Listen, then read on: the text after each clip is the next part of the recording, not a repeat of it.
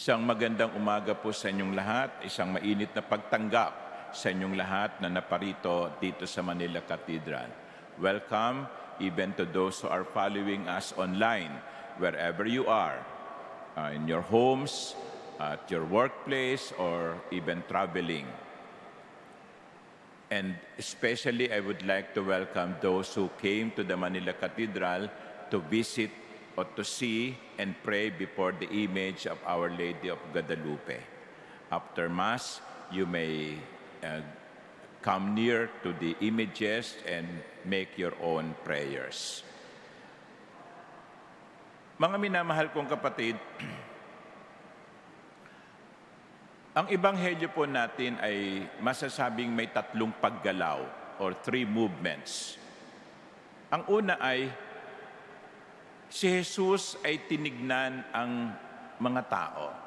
The way I look at you now, God sees the crowd, or Jesus sees the crowd. And the gospel says, Jesus' heart was moved with pity for them because they were troubled and abandoned like sheep without a shepherd. So nung makita niya yung napakaraming tao, nahabag siya. Nahabag siya sapagkat ang naisip niya, itong mga taong ito ay parang mga tupang walang pastol. That is the first movement. Yan ang unang paggalaw. Nakita niya ang mga tao at siya'y nahabag. Mga minamahal kong kapatid, ang unang hamon sa atin ng unang paggalaw na ito ay ang tignan ang ating kapwa ng may mahabaging paningin tulad ng kay Jesus. To see the world with the compassion of Jesus. To see the world with the compassion of Jesus. Huwag nating hayaan na maging manhid tayo. Maging manhid sa mga pangangailangan ng ating kapwa. Kaya kuminsan, kung merong kakatok sa inyong kotse na bata na namamalimos, maaaring ayaw nyo silang bigyan. Baka sabihin nyo, sindikato. Posible. Pero kahit hindi man kayo magbigay, tignan nyo yung bata sa kanyang mga mata. Look at the eyes. Look at the eyes of the child and try to see compassion. Maaaring hindi kayo magbigay. May kanya-kanya kayong dahilan. May kanya-kanya tayong katwiran. Pero wag naman nating deadmahin. Tignan natin ang mata ng bata. Pero kung may magagawa tayo, hindi lang doon sa bata, kundi sa ibang tao, tignan natin ang ating kapwa ng may habag, katulad ng awa ni Jesus. At kung may magagawa tayo, tulungan natin sila. Kasi ang pangalawang paggalaw ng ebanghelyo ay inanyayahan niya ni Jesus ang kanyang mga alagad na magdasal. Sabi ng Panginoon sa ebanghelyo, pray the Master to send out laborers. And this invitation, this command, is to all disciples. Then he said to his disciples, not a specific group of people, not a specific group of persons. He said this invitation to all. So kung gusto mo sumunod kay Jesus, magdasal ka para ang Panginoon ay magpadala ng mga manggagawa. Jesus invited his disciples to pray. Pero alam nyo, kumisan, ito kasi ginagamit kapag pinopromote yung religious vocation or priestly vocation. Magdasal kayo para maraming pumasok sa seminaryo. Okay naman yon. Magdasal kayo para maraming pumasok sa kumbento, magpari o magmadre. Okay naman yon. At dapat talagang tuloy-tuloy yung pagdarasal natin para dumami ang magpapari. Kasi ang dinig ko, ang seminaryo natin sa San Carlos, sa Makati, maraming mga bakante na mga kwarto. Tanungin ko kayo, may kilala ba kayong seminarista? Wala ho, Father eh. Kasi kakaunti na ang nagpapari. So tama din yon, magdasal tayo para sa ikararami ng mga magpapari o magmamadre. Pero mga minamahal kong kapatid, wala sa isip ni Jesus yun sa Ebanghelyo. Hindi. Ang sinasabi niya, magdasal kayo para dumami ang gagawa sa kanyang ubasan. Marami ang kikilos para sa kanyang kaharian. Yan ang pangalawang movement. At yan din ang hamon sa atin, ang gumawa at magdasal para sa ikararami ng mga manggagawa.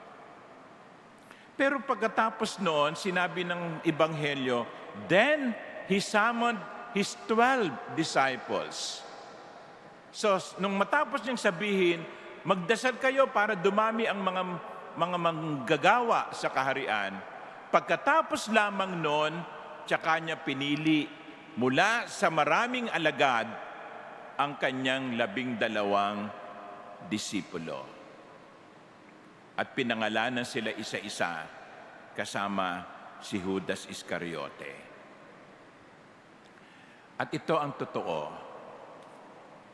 Kumisan yung mga nagdadasal para sa ikararami ng mga manggagawa ay natutuklasan nilang sila pala yun. The ones who pray for workers discover that they themselves are the workers God sends. So, anong ibig sabihin nito sa atin ngayon na nandito sa loob ng katedral at nagsisimba? Ang sabi ng Panginoon, magdasal kayo para dumami ang gagawa sa kaharian ko. Magdasal kayo para dumami ang kikilos sa aking kaharian. At ang sinasabi sa atin ngayon ng Panginoon, kayo yon, ako yon, tayo yon.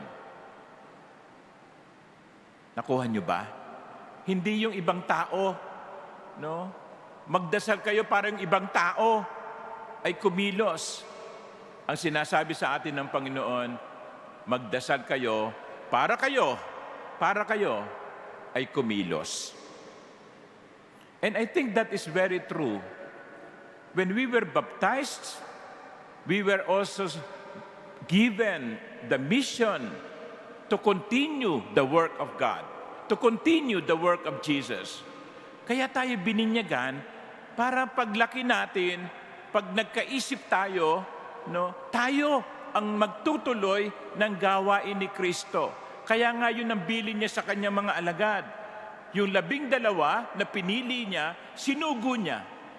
At ang sabi niya, cure the sick, raise the dead, cleanse lepers, drive out demons. Ito yung ginagawa ni Jesus Hindi ba? Ito yung ginagawa ni Jesus. Nagpapagaling siya ng mga may sakit, bumubuhay siya ng mga patay, nagpapagaling siya ng mga ketongin, nagpapalaya siya ng demonyo. Pagkatapos sinabi ni Jesus, kung anong ginagawa ko, yun din ang gagawin ninyo. Yung 12 alagad na pinili ni Jesus, binigyan niya ng ganun ding misyon. In other words, my dear brothers and sisters, you and I are to continue the work of Jesus. Ngayon sasabihin nyo, Father, hindi ko naman yata kayang magpagaling ng may sakit.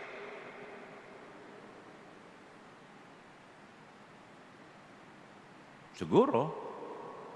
Pero may mga tao, merong gift of healing. Tingnan nyo, baka meron kayong gift of healing. Tingnan nyo, baka nakakapagpagaling kayo ng masakit. Pero hindi lang po kumisan iniisip natin literal no? Magpagaling ng may sakit. So pag pumunta ka sa ospital, merong may sakit, nilagay mo yung kamay mo sa noon niya, gumaling, tumayo. That can be possible. Pero hindi lang yun ang ibig sabihin nun. Ang gumaling o magpagaling ng may sakit ay maaari ding mga hulugan ng pagpapalakas ng loob ng isang pinanghihinaan. Ang magbigay pag-asa sa isang taong nawawala ng pag-asa. Ang magbigay ng kaligayahan o magpasaya. Hindi ba yung mga may sakit matatamlay? Wala naman siguro may sakit na nagsasayaw-sayaw, ano? Okay, hindi na nga makakilos Matamlay. Baka meron kayong kakilala na nakita na matamlay. Tanungin mo, bakit ka matamlay? Bakit parang walang saya ang buhay mo? Patapos sinagot ka, kasi wala akong pera patay tayo dyan.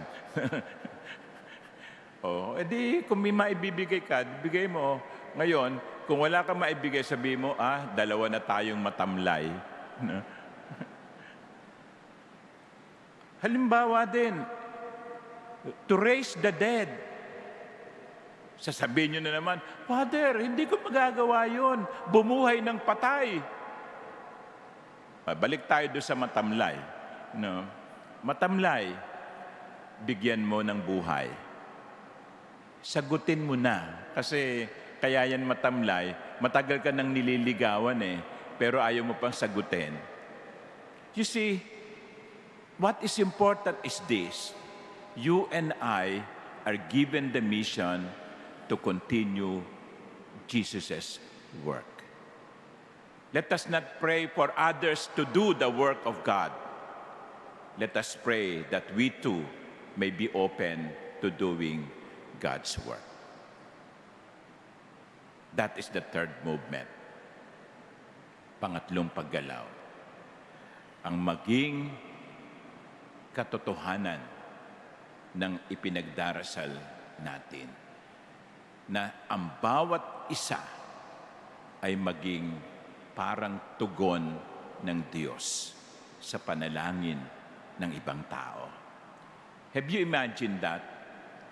That God may be working through you?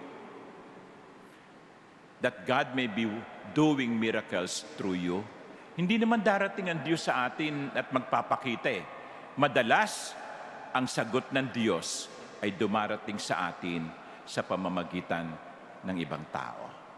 Di ba?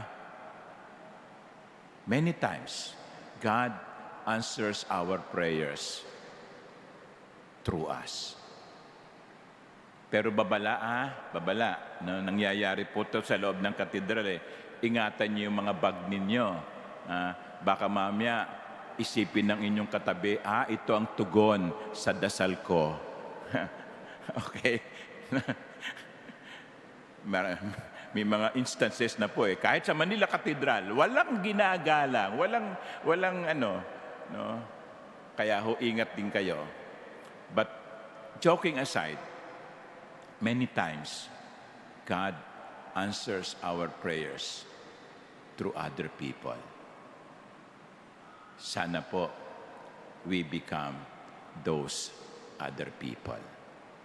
That we become answers to others' prayer. Amen.